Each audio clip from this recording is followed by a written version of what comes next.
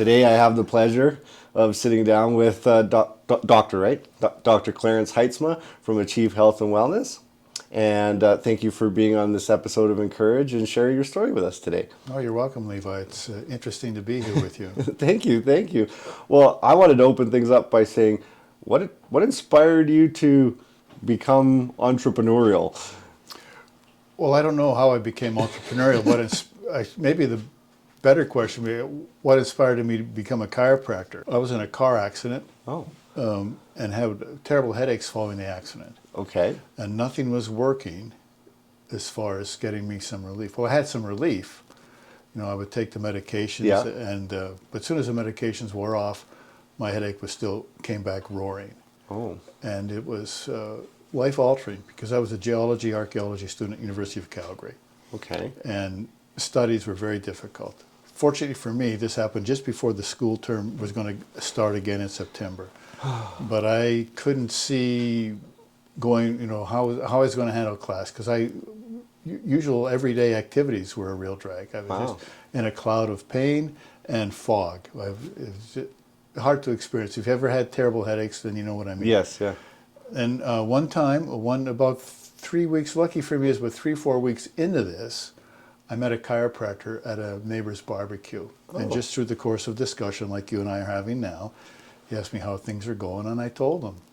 And he said, well, come see me, maybe I can help you.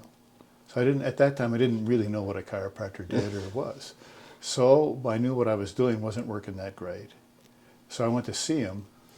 And right away, it didn't take very long to figure, well, this has merit. Something's happening here that's positive. So it was working for It you. was working well, yeah. And so after some treatment, I asked him, what are you doing and why? And he told me, and it made a lot of sense. And so I said, well, where do you learn how to do this? So he said, well, you need to go to Palmer College of Chiropractic in Davenport, Iowa. And so I dropped my studies of geology, archaeology at University of Calgary, and I had all the science prerequisites to enroll. So I spent the next 4 years down in Iowa. Wow. Yeah. And so that's where you went to school. That's where you got all Yeah. of your requirements to practice. Yeah. And here you are in Lethbridge. Yeah. Every morning I wake up grateful that I get this opportunity to do this and see who we can help. That's next. amazing. Yeah. That's amazing. Well, what have you found to be the best way to attract patients to your practice? Focus on the person that's in front of you Okay. and meet their needs. Find out what they really want and work to meet their needs as quickly as possible. Okay. Focus on the one at a time. I like that. And obviously we have a business model. You have to pay rent. All Of that course. stuff. All that business stuff comes into play. Of course. But I think every successful business focuses on their client or their customer Yes. to meet their needs Yes. and find out if their customer is the right person for them. Also true. Yeah, if they come in here looking for tires, well, I can't help them with that. But I can send them to some tire guys. In our experience, you're right about that, because some people come in here with very acute conditions. They've just fallen or something's happened, and they're very acute. Okay. And they're in such an acute state of pain or spasm that it's very difficult or not likely that we'd be able to work with them that day. Right. So we send them, with our current medical situation, I either send them back to their physician Right. or often to the ER because their physician's left town.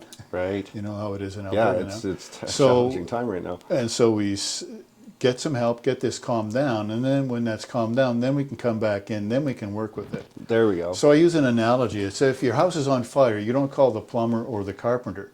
You call the fire department. They Right. put the fire out, and then you call in the specialists who clean it up, and then you call in the contractors to Right. rebuild it. So right now, your That's a house great is on analogy, fire. actually. You need to go get this fire put out, and then when that's calmed down, then we can start to restructure things. I like that. That's actually that's a fantastic analogy.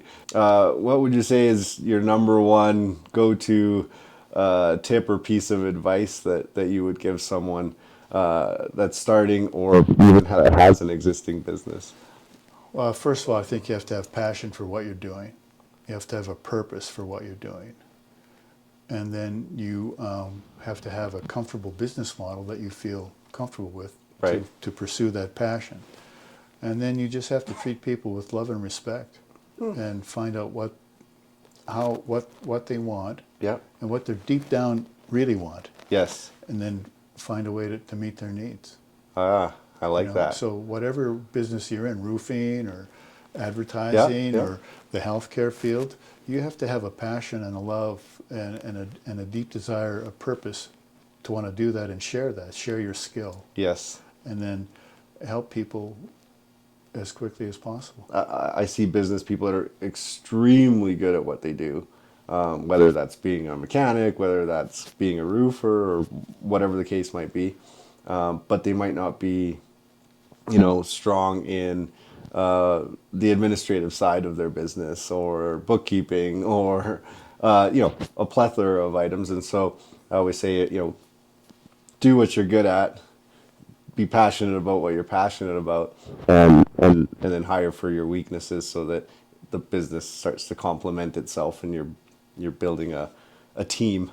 Yeah, I agree. I think a business writer named Peter Drucker said, "Stick to your knitting." All the successful companies stick to what they're good at.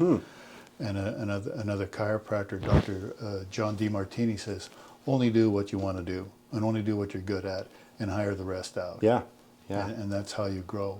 And that's how you come to work, and you come to your job site or your office or whatever, and you're excited to work because you have enthusiasm for it. Yeah. You don't dread doing something because you know someone else who's way better is doing that for you. Yeah, that's very true. Yeah. So obviously you have a team that you work with. How have you found is a good way to, one, build a team and retain that team? Who do you want? Who do you want to fit that role? Are they a team player? Are they the right personality, or are they the right behavioral type to fill that job? And fortunately for me, I have an excellent team member who helps me out every day. She's very good. Oh. And so you want to do that. And then you want to make it pleasant for them to work with you, Yep. an environment, and cater to them, pamper them, I love and that. just help them out, help them be comfortable. That's great And advice. get involve your team in training and a growing process. You Oh, have some really good points, Clarence. I appreciate well, I've that. been around a long time. For a guy like yourself, what does a morning routine look like for you? Well, I usually get up between 4:30 and 5:30. Good for you. I'm a slow waker upper, so it takes me a while to get going. So I get up and I wander around. Today I did 100 push-ups because I'm on a course to do hundreds of push-ups Really? a week. Yeah, so I did 100 push-ups this morning. Then I went to the gym and ran on the treadmill, did intervals. So I go to the gym 4 or 5 days a week That's incredible. and do things. I read. My wife and I read scripture every morning together before we head out.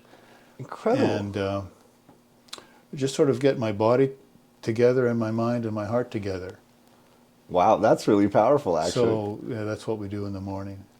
That's incredible. Yeah. Well, clearly I need to adapt a little bit because I don't have that same structure yet. We have a saying in the healthcare world that if you don't take time for your health, someday your health will take up all your time. And so we have to apply that to ourselves. So we have to stop. Can you repeat that again? Sorry, I really want to remember that. If you don't take time for your health, Yeah. someday your health will take up all your time. Isn't that the truth? It is. I see it every day with older people that have worked their fingers to the bone, Yeah. planning on retirement to do all the stuff, the fun stuff they want to do. Yeah. And then a health crisis comes up or some tragedy happens, Yeah. and they've worked all their life and now they can't do what they want to do because they're limited Yeah. by their health. So it's important to take time when you can. Yeah. Yeah, and enjoy the little things in life. But you don't have to wait till it's potentially too late. Yeah. Like spend time with your family, your children. Do the things with them because someday they'll be gone. They're only with you a short time. That's excellent, Clarence. Thank you. Yeah, you're welcome. Thank you for sharing your story with us today and just taking the time to make a personal connection with me too. Well, thank you. Means I a lot. appreciate this time with you and Zach, and I Thank would you. invite anyone else who is watching this. I would love to meet you too. We could meet for lunch Yeah. sometime. That'd be great. I love that. That's great. There you go. I appreciate it. Thank you so much, Clarence. You're welcome. You're a good Thank you. man. It's nice to meet you. Nice to meet you too. Thanks again.